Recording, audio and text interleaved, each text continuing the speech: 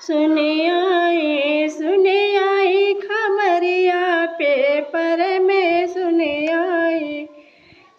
आई खबरिया पेपर में सुने आई। समधी का बहिना बनली बड़ी अच्छी, बनली बड़ी सच्ची। अरे खोजला पे मिला रहरिया में सुने आई खबरिया पेपर में सुने आई खबरिया पेपर में सुने आई। दुल्हा का बहिनी बनली बड़ी सच्ची, बनली बड़ी अच्छी। अरे खोजला पे मिले गुखिया में सुने